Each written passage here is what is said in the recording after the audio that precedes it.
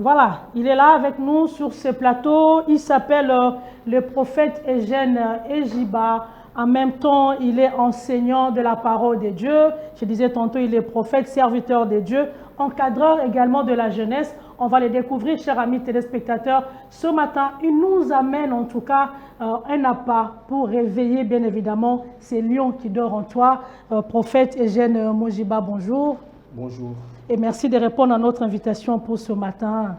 Et surtout, laisse-moi également vous dire, je suis très émue de constater que vous avez le respect de l'heure, mais également le respect de la presse. Que Dieu vous bénisse encore. Je ne sais pas si je peux me permettre, parce qu'on a comme l'impression que ce sont toujours des prophètes qui bénissent.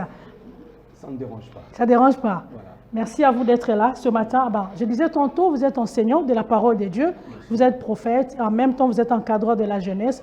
Est-ce que ça vous suffit? Il faut que vous puissiez ajouter quelque chose venant de vous-même. Bon, si je peux y ajouter quelque chose, je suis aussi maître en psychologie. Ok. Et je suis aussi licencié en criminologie. Ah, voilà. Tous les criminels du Congo là. Parce que incessamment aussi, je venais avec ils étaient au nombre de 2 ou 3, quelques jeunes. Il était mignon, prophète, vous n'avez pas idée. Mais c'est un criminel. Vous voulez voir la vidéo? Oui. Et ce sera à la fin de l'émission. Alors, merci beaucoup. Avec vous, on va parler de cette branche de l'encadrement. Et surtout plus en rapport avec la jeunesse, puisque vous le savez tout comme moi, que la jeunesse, c'est l'avenir de demain. Exact. Alors, comment voyez-vous déjà la jeunesse dans les plans généraux, puisque vous parcourez quand même le monde, et sous le plan particulier, comment voyez-vous la jeunesse du Congo, de notre pays? Bon, si je peux définir la jeunesse du Congo en particulier, je n'aimerais pas être pessimiste. Ok. Parce que vous savez, à force de parler des choses négatives, ça n'arrange rien, mais ça empire la situation. Ce que je peux dire, j'ai observé en tant qu'analyste psychologue que la jeunesse congolaise veut aller de l'avant, elle veut progresser, mais il y a certaines situations, certains éléments externes qui font à ce que la jeunesse ne puisse pas progresser. Alors, raison pour laquelle, moi, en tant que maître psychologue, moi, en tant qu'encadreur de la jeunesse, nous avons pu développer, créer une plateforme qui s'appelle Intellectual Mind Movement. C'est en anglais, bien sûr, qui veut dire mouvement d'esprit intellectuel, dont je vais aborder lorsque vous allez me donner du temps. Alors, c'est vrai que vous êtes jeune aussi, mais vous avez plus mis l'accent sur la jeunesse. Mais est-ce que vous ne rencontrez pas des difficultés déjà, le fait d'aller aborder cette jeunesse-là, ou les jeunes aussi de votre âge? On connaît, nous, des jeunes, je vais me dire, attends, pour qui il se prend, il est jeune, et puis il pense que lui, il est mieux que moi, il veut me donner des leçons, tout et tout. Vous rencontrez ces genres de difficultés? Bien sûr, on rencontre ce genre de difficultés. Vous savez, en tant qu'une personne qui a étudié le cerveau de l'être humain, lorsqu'on avance vers un humain, on n'avance pas seulement sur ce qu'on voit à l'extérieur, mais on essaie d'abord de comprendre la manière dont la personne réfléchit. Donc, quand on comprend la manière dont la personne réfléchit, certaines réactions de la personne feront à ce que je puisse savoir comment aborder la personne, comment parler aussi à la personne. Les gens peuvent agir négativement et je saurai pourquoi ils agissent négativement et ce qui fera que ma réaction va faire à ce que son action puisse changer.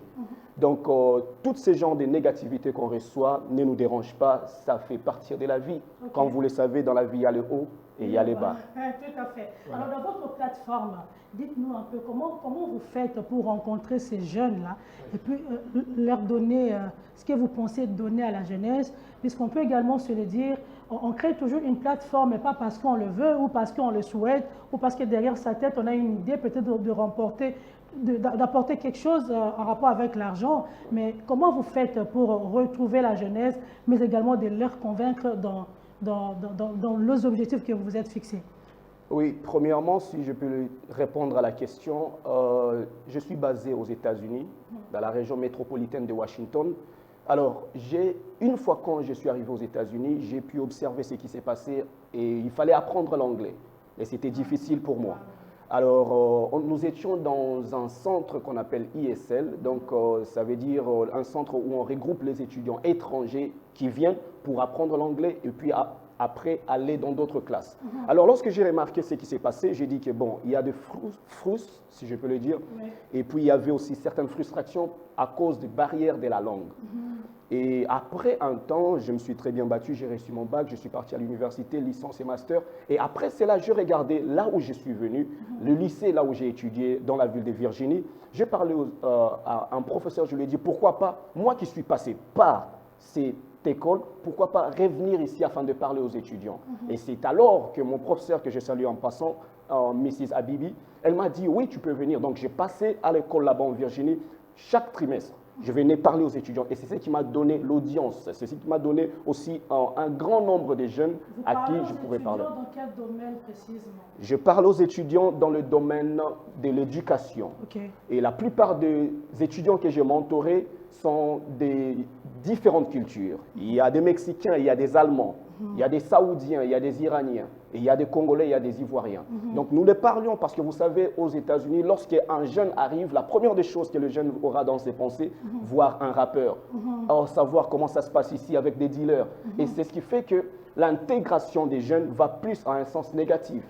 Alors pour Intellectual Mind Movement, nous avions dit, nous pouvons renseigner, informer les jeunes sur les sens positifs aussi des États-Unis afin qu'ils puissent bien s'intégrer. Et raison pour laquelle même ici dans la ville de Kinshasa, vu que je suis né ici à Kinshasa, j'ai dit pourquoi pas ramener aussi la même structure ici dans la ville de Kinshasa. Et qu'est-ce que je vais faire? Je vais parler aux jeunes dans des universités. Je vais parler aux jeunes dans des collèges, je vais parler aux jeunes dans des lycées, je vais parler aux jeunes dans des églises afin de les réveiller sur l'intellect. Lorsque je dis intellect, dans intellect, vous sous-entendez l'intelligence. Oui, l'intelligence, c'est aussi ceux qui fréquentent plus l'école, les universités. Exactement. Et lorsqu'on parle intelligence, cela vient du mot latin qui veut dire intellegere. Intellegere qui veut dire comprendre. Donc nous, encourageons, nous réveillons les jeunes à comprendre, parce qu'il y a un adage, un principe que mon père biologique, l'évêque Ejibayama Pierre me dit chaque fois, il dit comprendre avant d'être compris. Donc on enseigne des jeunes à comprendre d'abord la situation qui se passe dans notre pays, à comprendre la situation qui nous entoure avant que notre société puisse aussi nous comprendre. Donc nous réveillons l'intellect. Et comment je me retrouve à avoir accès à tous ces jeunes? D'abord, j'ai un ministère. Et dans ce ministère, j'ai accès à plusieurs jeunes. Dans le ministère, on voit que l'Église. Voilà. On ne voit pas des ONG, on ne voit pas l'université, on ne voit pas des écoles, étant donné que le jeune ne se retrouve pas seulement dans les ministères, pas seulement à l'Église. Alors comment vous faites pour les affronter? Pas ceux de l'Église, déjà là on comprend que vous avez quand même les monopoles sur eux, étant donné que vous êtes également pasteur, vous êtes prophète. Mais ceux des autres entités, la jeunesse, comment vous faites pour les aborder et pour les avoir aussi facilement? Inculquer également ce que vous avez compris dans leur intellect, comme vous venez de dire tantôt. Voilà, il y a l'Église d'abord, et puis à part l'Église, il y a aussi des ONG. Parce que mon père a 2 ONG dans lesquelles il a hébergé à peu près 67 familles. Et j'ai accès à ces jeunes, je parle avec ces jeunes, et à des moments aussi je vais dans des rues, je parle avec les enfants des rues, des chégués, je les conscientise. Et à part ça, nous allons dans des écoles. 2 ans passés, je suis allé à une école ici dans la ville, dans la commune de Mongafula. Et une autre fois, je suis parti dans une école que je dirige aussi, je suis cofondateur à Massina, le complexe scolaire Ejibayama Pierre. Et on a accès à tous ces genres d'étudiants. Et aussi avec IMM, nous ne sommes pas seulement à caractère religieux, nous ne sommes pas non plus, nous sommes apolitiques. Et ce n'est pas une ONG non plus. Avec but lucratif ou sans but lucratif? Sans but lucratif. Nous sommes là pour le développement de la jeunesse. Nous enseignons les jeunes, nous les formons et nous les apprenons comment cultiver l'intelligence. Tout le monde est intelligent, mais il y a d'autres personnes qui sont ignorantes de leur intelligence. Ok, je suis d'accord avec vous. Voilà. Alors, comment vous faites lorsque vous abordez des chégués? Parce que tout à l'heure, vous avez également évoqué ce point-là. On sait tous comment ils se comportent. Déjà, ils ont fui la maison avec des raisons peut-être qu'on ne saura pas épingler ce matin, puisque nous connaissons beaucoup de raisons là-dessus. Mais comment vous faites pour les encadrer? Parce qu'on constate qu'il y a toujours des chégués à travers les rues de Kinshasa. Ils sont nombreux. Tous les jours, ils naissent. Tous les jours, déjà, entre eux, ils se forment leur petit foyer et puis ils deviennent encore grands et encore grands. Comment vous faites pour les encadrer, aussi les pousser à devenir peut-être demain? On n'a jamais entendu à Kinshasa un témoignage du genre, moi j'étais chégué, voilà aujourd'hui je suis député. On n'a jamais entendu ça, mais comment vous faites? Pour répondre à cette question, je vais commencer avec un exemple. Oui. Un exemple que j'ai vécu aux États-Unis. Ok. Il y a l'un des motivateurs, Eric Thomas. Mhm. Ce monsieur, il était en train d'étudier et à un moment donné, dans sa famille, on l'avait rejeté, on l'a chassé de la maison. Il était devenu shégé aux États-Unis. Et dans une ville qui est donc pire même que la ville de Kinshasa, où vous ne pouvez pas passer toute une journée sans entendre les crépitements de balles, des gangs. Alors, ce monsieur a dit ceci, il a dit qu'en étant dans la rue, j'ai eu à rencontrer certaines personnes qui m'ont impacté, qui m'ont inspiré. Alors, en voyant cette personne, j'ai dit que, bon, je ne veux pas avoir peur des shégés, bien qu'ils sont dangereux. Moi-même, aux États-Unis, j'ai eu à fréquenter certaines villes très dangereuses, même pire que la ville de Kinshasa. Et lorsque je parle aux étudiants, je vais même donner un autre exemple. J'ai parlé à un étudiant qui était devenu Crip. Crip, c'est l'un des branches des gangs plus forts aux États-Unis. Plus que le Kuluna alors? Plus, c'est pire que le Kuluna. Ces jeunes se promènent avec des GP, avec des armes non contrôlées. Et je vis l'un de ces jeunes aux États-Unis qui avait refusé de continuer les études. Il avait abandonné les études. Vu qu'Intellectual Mind Movement, nous sommes là pour prôner sur l'éducation. Je l'ai rencontré, je lui ai parlé, il avait de l'attitude. En tant que psychologue, j'ai compris pourquoi il avait l'attitude. Je ne m'inquiétais pas de cette attitude. Et moi, je ne faisais qu'épingler sur ce que j'étais en train de lui dire. Je lui ai conseillé, je lui ai dit, ce que tu fais aujourd'hui, demain ou après-demain, il y aura d'autres gangs. De Blood ou bien n'importe quel autre gang peuvent te tuer et tu vas perdre ta vie. Il y aura certains membres de ta famille qui vont pleurer. Alors, si tu veux mourir demain, tu peux continuer. Mais si tu veux changer, je peux t'accompagner dans ça. Et il a écouté, bien sûr que ce n'est pas tout le monde qui va écouter facilement. Lui m'a écouté, il a suivi. Et je vous dis, aujourd'hui, ce jeune n'est plus Crip. Il n'est plus dans le gang. Il est où? Il est maintenant à l'université. Il est à l'université. Alors, il est soutenu par il est votre soutenu plateforme. par notre plateforme. On les soutient émotionnellement. Et aux États-Unis, vous savez que les études, c'est très cher. Alors, ce que nous faisons quand on dit cultiver l'intelligence, c'est aussi savoir lire, recevoir des informations, non pas seulement de bouche à l'oreille, faire des recherches. Et nous l'avons montré aux États-Unis, il y a plusieurs branches, même du gouvernement, qui donnent accès aux bourses. 10 000 $ l'année, 20 000. Il y a d'autres même qui donnent 30 000 $ l'année. Si vous êtes réellement intelligent, on voit vos potentialités. Et nous l'avons fait et nous informons aussi, ici, dans la ville de Kinshasa, à certains jeunes que même à l'extérieur, même ici, tu peux réussir. Ton bonheur, ta réussite ne dépend pas de la diaspora, ne dépend pas d'aller aux États-Unis, ne dépend pas d'aller en Europe. Je vais donner un exemple. Par exemple, l'un de mes coachs, le pasteur Expérience Mbakadi, il a réussi sa vie. Il n'a jamais vécu pendant de longs moments à l'étranger. D'abord ici. Et mon père, l'évêque Jiba Mapia, il a réussi sa vie, il n'a jamais vécu de longs moments à l'étranger. Donc, ce qui veut dire, s'il y a des exemples palpables, des gens qui ont réussi leur vie ici, cela veut dire que nous pouvons aussi les suivre afin de recevoir ce qu'eux aussi ont réussi. Quand je dis suivre, je ne parle pas de l'imitation. Parce que pour réussir dans la vie, on n'a pas besoin d'imiter, mais on a besoin d'être inspiré. Dans l'inspiration, tu peux imiter quelque chose et tu le customises. C'est ce que nous formons, c'est ce que nous donnons à la jeunesse aujourd'hui. Alors, on va rester un peu dans cet angle des ONG. Comment vous opérez? C'est vrai que vous amenez quand même un soutien, je peux dire, financier, peut-être. On voit même dans les images, il y a des sacs de riz que vous donnez. Mais j'aimerais savoir quel type de formation exacte que vous donnez à cette jeunesse-là pour que demain, on se dise, j'étais quelque part, aujourd'hui, je sais quand même coudre. Aujourd'hui, je sais quand même faire des ongles grâce à cette ONG, grâce au prophète Eugène Ejiba qui a reconnu mes potentialités, qui m'a recueilli dans son ONG, bien que papa aussi fait partie de l'ONG. Alors, quel genre de formation palpable que vous donnez pour éduquer la population ou la jeunesse?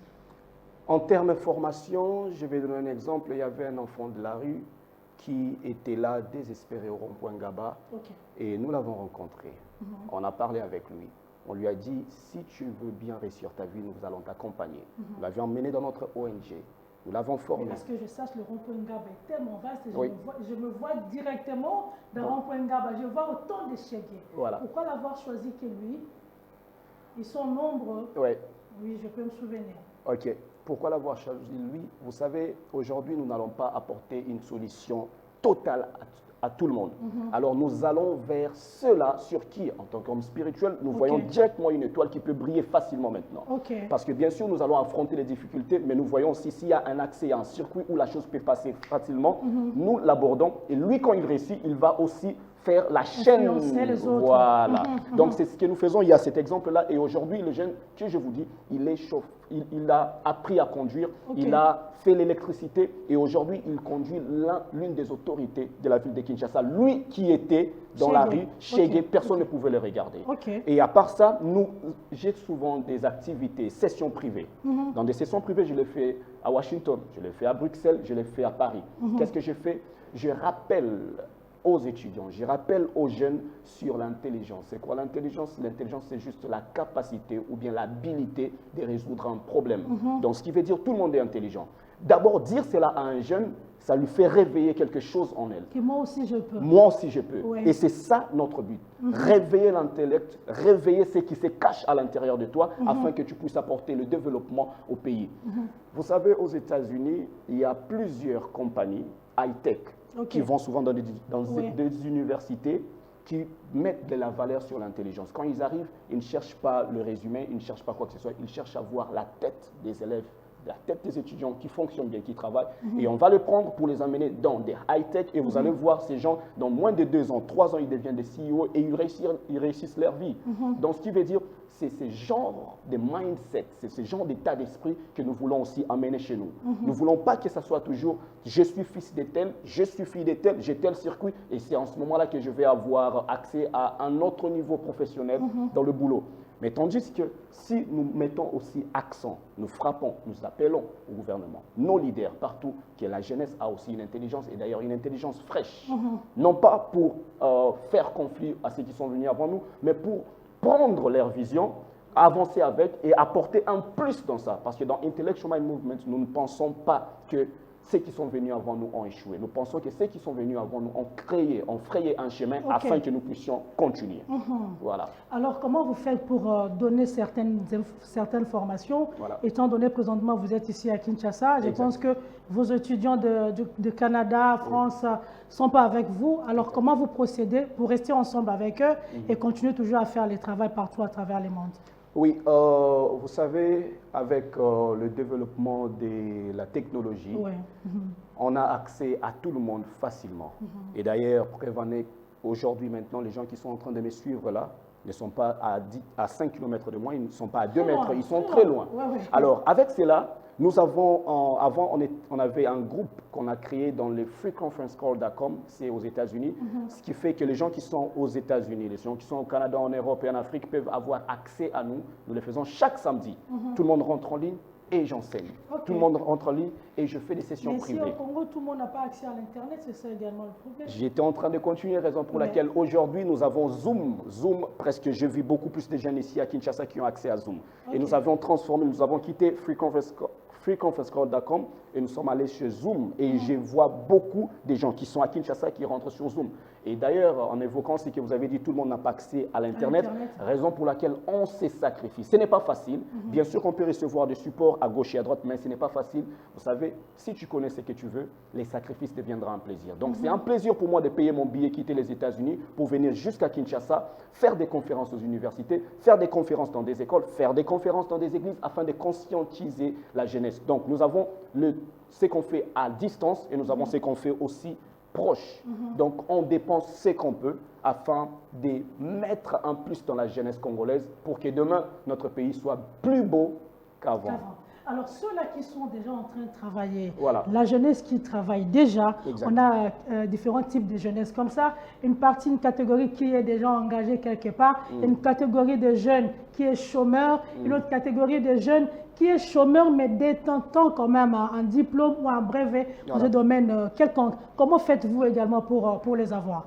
Pour ceux qui sont des chômeurs, mais ils ont des diplômes, ce qu'on fait dans nos réunions privées, on parle avec eux, on leur pose des questions sur leur qualité, on leur pose des questions sur leur CV. Et lorsqu'on a accès à cela, bien que nous savons maintenant, actuellement, il y a un petit souci avec le travail, ce qu'on fait, Un très grand souci. Voilà. C'est pas un petit. J'ai dit petit parce que vous voyez, dans chaque problème, quand vous voyez toujours le problème est trop grandiose, vous risquez d'avoir peur. Ah oui. Raison pour laquelle nous, Intellectual Mind Movement, même minimiser. si le problème est grand, Ouais, on va regarder minimiser. pour dire c'est un petit problème. Ouais. Et ça nous aide à affronter facilement ces problèmes. Tout à fait. Alors, ce que nous faisons, c'est quoi? Nous parlons avec les élèves, nous les conscientisons et puis nous leur montrons. Nous ne sommes pas seulement dans l'éducation, nous sommes aussi dans l'entrepreneuriat. Okay. L'entrepreneuriat, nous ne voulons pas dire quitte le travail et vas-y, commence à entreprendre. Parce que ce n'est pas tout le monde qui va le faire. Alors, qu'est-ce que nous faisons? Nous disons à celui qui travaille d'abord, avant d'entrer au chômage, à celui qui travaille, un petit rien que tu as en main, tu peux le multiplier à gauche et à droite. C'est ça déjà entreprendre quelque chose. En fait, je vous retiens rapidement la parole, je vous retire la parole, vous laisse dire.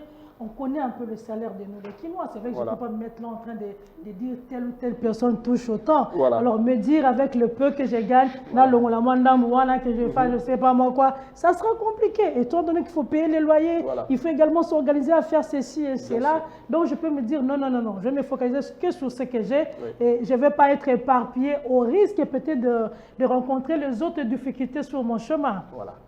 Vous avez donné un très bel exemple. Vous savez, quand vous n'arrivez pas à épargner $1 dans les $10 que vous avez, vous n'arriverez jamais à épargner $100 dans les $1 million que vous aurez. Alors, comment faire? Expliquez-nous ce matin. Alors, pour quelqu'un qui reçoit un salaire de $100 par mois, tu peux enlever juste un petit $10 en un mois.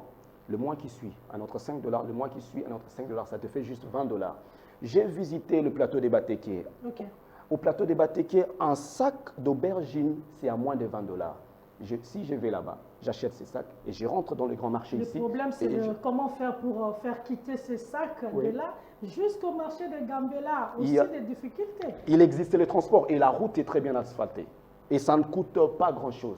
Avec le petit $20, je vais prendre le transport aller-retour et je vais acheter ces sacs. Et quand je reviens, ce n'est pas moi qui va le faire. Moi, je rentre au travail et je mandate un cousin, celui qui est à la maison, celui qui n'a pas encore de travail. Je lui mandate en lui donnant un petit travail là, qu'il puisse descendre dans le marché des Gambela, qu'il puisse descendre à Rond-Point Gaba afin de vendre cela. Je vous dis, en vendant quelque chose, les sacs d'aubergines à 20 000 francs, $10. Mais quand on va vendre là-bas, ça sera plus que ça. Et lorsque ça arrive, on reprend la même chose et je vous dis en moins d'un an, ce qui a commencé avec $20, ça sera déjà plus de $100. Et c'est ce que nous enseignons. Nous ne voulons pas que la jeunesse puisse être là toujours assis à la maison, j'attends le gouvernement, assis à la maison, j'attends que le président de la République fasse quelque chose. Moi, j'avance avec un principe. Lorsque je trouve un problème devant moi, et si je suis capable d'apporter une solution, je ne vais pas attendre le président de la République pour le faire, je ne vais pas attendre le chef du quartier pour le faire. Parce qu'aux États-Unis, on a une mentalité, lorsque tu vois un papier là, la poubelle se trouve là, je ne vais pas bouger. Je vais prendre ces papiers et le mettre dans la poubelle. J'apporte la solution quand je peux. Donc avec le peu que tu as, tu peux mettre à un endroit pour que ça tourne.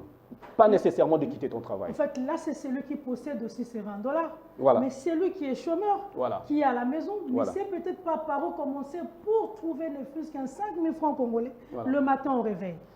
Avec cela, je vais avancer avec un principe, je pense, si je ne me trompe pas, chinoise, qui dit « Donne-moi un poisson aujourd'hui, je te demanderai demain, mais apprends-moi à pêcher, demain je ne te demanderai pas le poisson. Ce qui veut dire, dans Intellectual Mind Movement, ce que nous faisons, nous cherchons à savoir c'est quoi le potentiel dans la personne, c'est quoi la qualité dans la vie de la personne, et nous formons la personne selon ses potentialités, selon ses capacités. Et avec cela, j'ai à peu près 70 étudiants que je mentorise.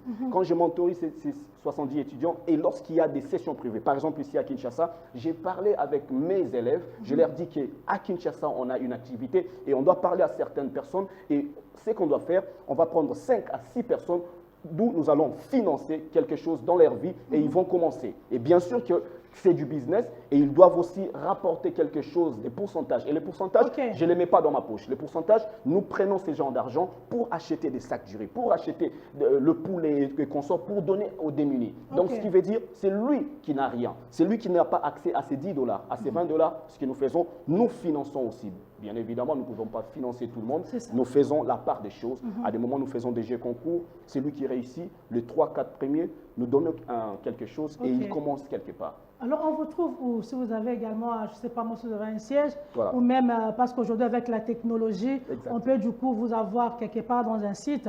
Si vous avez également un site que vous pouvez donner à nos téléspectateurs pour ce matin? Oui, actuellement, on est en train de travailler, le webmaster est en train de travailler sur notre site, mais les gens de la ville de Kinshasa, le Congolais en général, peuvent nous retrouver Sur Facebook, sur ma page privée, c'est Eugène N. Ejiba. Et sur Instagram, Eugène N. Ejiba. Et pour la plateforme, vous tapez sur Facebook en mode recherche Intellectual Mind Movement. Sur Facebook. En anglais, il faut bien expliciter. Intellectual, donc I-N-T-E-L-L-E-C-T-U-A-L, Mind, M-I-N-D, Movement, donc M-O-V, voilà. Comme on écrit mouvement. Voilà. Et là, c'est sur Facebook et sur Instagram aussi, nous avons cette page. Alors, pour avoir accès à nous, bon, vous savez, Intellectual Mind Movement, comme nous sommes là, nous ne sommes pas sortis du néant. Nous avons suivi des conseils. Nous avons suivi nos aînés, nos pères qui nous ont formés. Alors, Intellectual Mind Movement est parrainé dans la ville de Kinshasa par l'Institut supérieur de leadership de l'évêque Ejiba Yamapia. Donc, ce qui veut dire, pour ceux qui veulent nous chercher, notre base se trouve sur Wenge, numéro 18, dans le quartier Rigini, dans la commune de Lemba. C'est mon quartier. Vraiment. On vous dit merci, prophète Eugène Ejiba, pour ce matin. Vous êtes une source de bénédiction. Mais est-ce que vous pouvez donner votre mot de la fin, mais également peut-être un numéro de téléphone? Je suis en train de voir beaucoup de messages. C'est vrai, je ne serai pas en mesure de les lire et le message, et même les appels pour les décrocher en direct. Votre numéro de téléphone et comment faire. C'est vrai qu'on va vous retrouver dans cette université. Vous avez donné tantôt. Le mot de la fin à la jeunesse qui est branché ce matin. Mais je pense que la jeunesse, ça va des zéros, comme on dit, des zéros à... Des zéros jusqu'à 35 ans. Jusqu'à 35 ans, c'est pas ceux de 50 ans, malheureusement. Alors, votre mot de la fin, prophète? Bon, le mot de la fin, j'aimerais encourager celui qui est en train de me suivre maintenant pour te dire que Intellectual Mind Movement est là pour toi. Et je peux même donner un exemple palpable de ceux qui ont réussi dans Intellectual Mind Movement. Il y a une sœur qui était fatiguée au Canada. Elle a dit que, bon, avec les études jusque-là, ça me semble un peu difficile. Nous l'avons conseillé, je l'ai mentoré, je l'ai coaché. Et aujourd'hui, je vous dis, la sœur continue ses études à l'université à Montréal. Et elle a créé aussi une plateforme, c'est C-Smile. Et dans C-Smile, elle forme les gens, elle parle aux gens sur l'hygiène dentaire. Et vous savez, aujourd'hui, beaucoup plus qu'entre nous, nous ignorons cela. Il n'y a pas seulement elle, la seule Sephora, il y a un autre jeune qui est à Paris aujourd'hui, le frère Bonté. Lui aussi, à un moment donné, il était rejeté. À un moment donné, il s'est senti abattu. Son entourage l'a rejeté. Et nous l'avons pris, nous l'avons formé. Et aujourd'hui, je vous dis, il est dans son business à lui et il gagne de l'argent à Paris. Alors, c'est pour dire quoi? Le mot de la fin, Intellectual Mind Movement n'est pas là seulement pour parler des choses qu'on ne vit pas. Ce que nous parlons, c'est dont nous formons aux jeunes, nous l'avons vécu, moi je l'ai vécu et je continue de le vivre. Un mot de la fin pour saluer quelqu'un, je salue la personne qui m'a autorisé de faire cette plateforme, mon père, l'évêque Ejiba Yamapia. Je salue aussi mon coach. Pasteur, on vous salue aussi. Merci, je salue aussi mon coach. Papa Daddy Espérance Mbakadi, et je salue ma femme aussi, ma femme Jemima Ejiba. Elle est ici avec vous? Elle est restée aux États-Unis. Oh là là, de loin on vous salue, madame. Oui, et je salue aussi mon fils Elijah Rowe Ejiba Yamapia. Je salue ma mère, maman Christine Kabango Ejiba, et mes soeurs et frères, tous les Ejiba. Et pour tous ceux qui me connaissent de loin ou de près, je vous salue. Et aussi, je salue ma soeur Raïssa qui nous a aussi mis en contact avec la chaîne. Donc, je suis très content et je prie vraiment que Dieu bénisse la République démocratique du Congo. Amen. Voilà. Ça, c'est la prière qu'il nous faut. Bah, malheureusement, on ne s'est pas donné son numéro. C'est un très long numéro de 001, il faut comprendre. Mais facilement, vous pouvez la